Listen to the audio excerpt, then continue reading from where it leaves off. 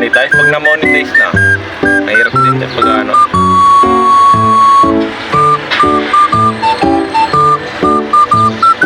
Yung iba, yung kasabayan ko, ano, kumikita na. Tumigil kasi ako.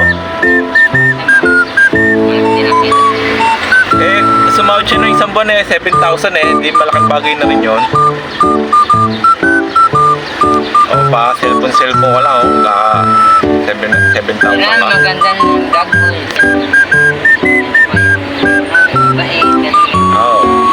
Oo nga, maganda nga yun.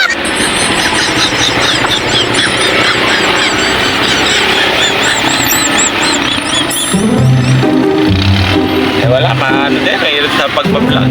Daming basher. Kaya mo yun?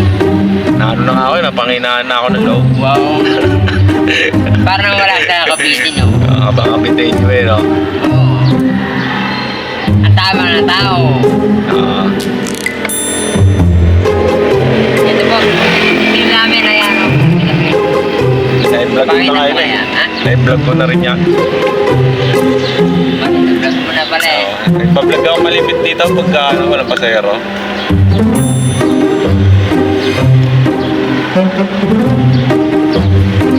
Ano, magbablog ka na ba? Bili ka ng cellphone. Wala pa eh. Yun yung may sweldo ako eh. Kung uwi ako sa amin, nadali ako na Isis mo. rakadok. Narakadok.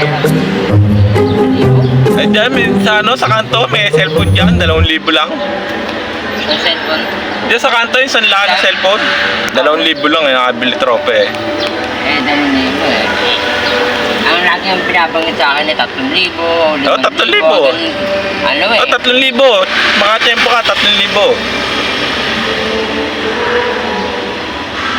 Tropa nga, nakabili, 2,000 lang eh. Sa mga ano ko na yung second ang gusto ko yun.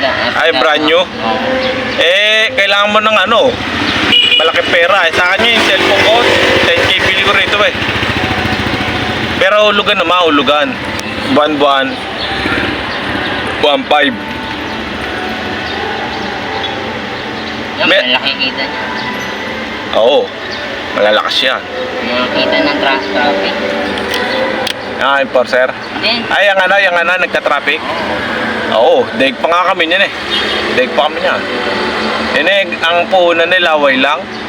Ito yung puhunan namin eh, gasolina, tricycle, katawan mo, pagpagpasa kakaikot ng ikot.